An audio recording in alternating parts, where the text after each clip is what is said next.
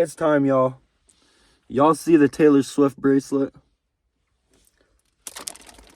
Oh, fuck. I didn't think it was gonna explode like that. Holy shit. Oh my god. Why did they show her dumbass during Post Malone's beautiful rendition of America the Beautiful? She has nothing to do with Post Malone. And goddamn it, she has nothing to do with America the Beautiful. So I stand by my decision to rip her fucking bracelet in half. Hopefully I'll be getting my Brock Purdy bracelet soon.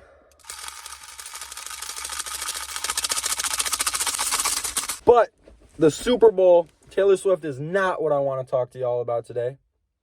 Today, I want to have a discussion with y'all because Kanye West officially dropped Vultures 1 with Ty Dolla $ign. And to my surprise, it was really good. I was expecting, old-ass Kanye. He's washed. He's not going to make great songs, whatever. This album is better than The Life of Pablo. And I'm going to explain to you guys why right here, right now. So first, if we're comparing the two albums, we got to compare the album covers. And what is something that appears on both the Vultures album cover and the Life of Pablo album cover? Booty cheeks. I don't know whose booty cheeks are on the Life of Pablo cover. Maybe it's Kim Kardashian. Maybe it's just some random bitch's booty cheeks. I know that it's Bianca Censori's booty cheeks on the Vultures cover. And after thoroughly investigating both the booty cheeks on both of the album covers, I'd like to say I think the Vultures booty cheeks are better. I'm also happy that Kanye released North Song as a single, because if he didn't, every time North wanted to listen to her own fucking song, she'd have to look at her stepmom's ass cheeks the entire time. And I don't think she wants to do that. When we get into the actual substance of the albums, the big thing that sets The Life of Pablo back for me is the insane amount of filler on that album. The Life of Pablo has interlude after skit after freestyle after. I feel like there's a lot of high points on the album and a lot of low points on the album. And the low points, for me, sort of outweigh the high points. For every Father Stretch My Hands Part 1, there's a Silver Surfer interlude. And for every St. Pablo or No More Parties, there's a freestyle or another interlude or a skit. And it just seems like there was way too much filler on that album, and it seemed sort of rushed, even though the album was delayed crazy. His new album, Vultures 1, there is damn near no filler. And there isn't a single interlude. It's just all songs, and there isn't a bad song on there. I feel like if Vultures was The Life of Pablo, in a sense, then Mike Tyson's interlude at the end of Hood Rat would be its own entire track, which is just not something that I like to subscribe to. It kind of feels like he's just adding stuff to make the album stretch longer, hypothetically, and that's not something that I think is great. This album is so good. 2 Cardi features, Travis feature, no Future on there, which I thought was super interesting. I think the album definitely could have used Westside Gunn on there. I think his Westside Gunn feature would have went phenomenal on there. Or maybe SZA, something like that. I feel like there was just some missed opportunities, but that doesn't take away from the fact that it's just a complete album full with nothing but songs, and every song on there is a good song. I could go on for days about, songs like Fuck Some, songs like Carnival, songs like King. They're all great songs. I think my favorite one probably is Paperwork, because of mainly the production.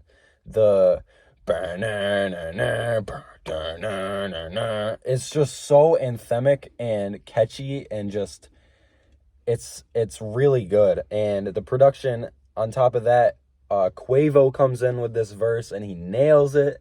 And it's just one of the best Kanye songs I've heard in a long time. Easily, Vultures wipes Donda 2. I think Vultures, I don't think it wipes Donda, but I think there's a conversation to be had where Vultures 1 is a better album than Donda. I think for sure Kanye has many more albums in his discography that are better than Vultures. The Life of Pablo, on the other hand, I don't think it stacks up to Vultures, in my opinion. I think there's a large sort of stereotype around when someone calls an album a perfect album. I think just because an album is perfect doesn't mean necessarily that it is one of the greatest albums ever. For me personally, I think Honestly Nevermind by Drake is a perfect album. That doesn't mean Honestly Nevermind is Drake's best album.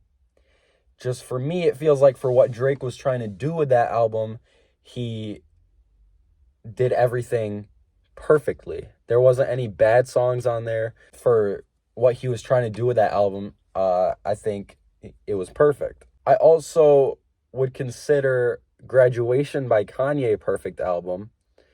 Not because I think it's not his best album, because honestly, I think Graduation is Kanye's best album, and I don't think he's ever going to top that. But for what he was trying to do with Graduation, with the stadium rock sort of electronic anthem music, he did a perfect job with it. With that said, I think Vultures 1 is a perfect album. Now, I know a lot of people, they're in their comments, they're like, Vultures, anti-Semite. No. I think for what he's trying to do, he's trying to prove that he still has it, he still can do it, and if he needs Ty Dolla $ign to show the world that Ye can still do it, then people should be giving more credit to Ty Dolla $ign than Ye in the first place. I feel like the highest points on the album weren't Kanye, and some of the lowest points on the album were Kanye. Some of his vocal inflections, some of his singing is just super chromatic, super monotone, super off-pitch, off-key. It's just not that great.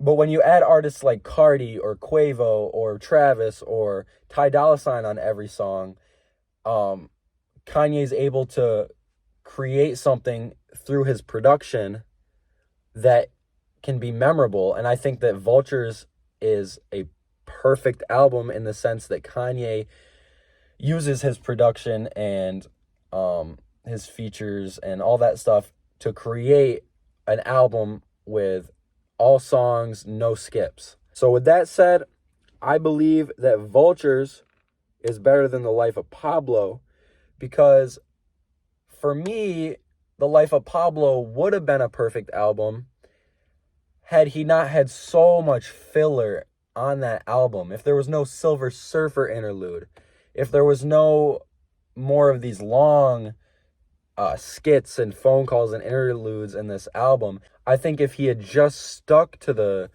tracks, if there wasn't Father Stretch Part 2, which is just a remix of Designer's Panda, if there was just his creative vision and work on that album without all the filler, I think there'd be a conversation to be had about The Life of Pablo being a perfect album. It just doesn't stack up the way that Vultures does in terms of perplexity. The production, the different types of moods and vibes that Kanye puts into perspective through this album with his production is just unmatched, to be honest. It's right now, I mean, we're barely halfway through February. I think this easily is the best album that's dropped so far this year. I'm excited for the next two because, to be honest with you, I didn't think Vultures was going to be good. I thought he was going to be getting on there and saying all this shit that he wanted to say about, anti-Semitism, all this stuff, which I guess he kind of does on the album, but not to the extent that I figured he probably would have. I think when Kanye really just puts away all the media, puts away all his opinions, all his crazy nonsense, and he just locks into the production and he locks into the music, he can create something super special, which is what I think we just saw with Vultures. So with that being said, that was my explanation as to why Vultures 1 by Kanye and Ty Dolla $ign is better than The Life of Pablo by Kanye. I tried hard not to meat ride Kanye. Barely mentioned Cardi on this. Cardi went crazy.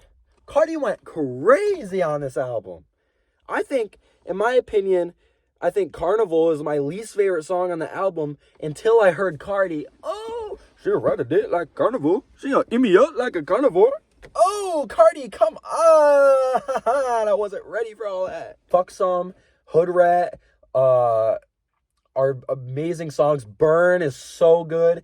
Do It is so, oh my God, Do It is crazy. Kanye delivers a good verse for his first time in 5 years on that song.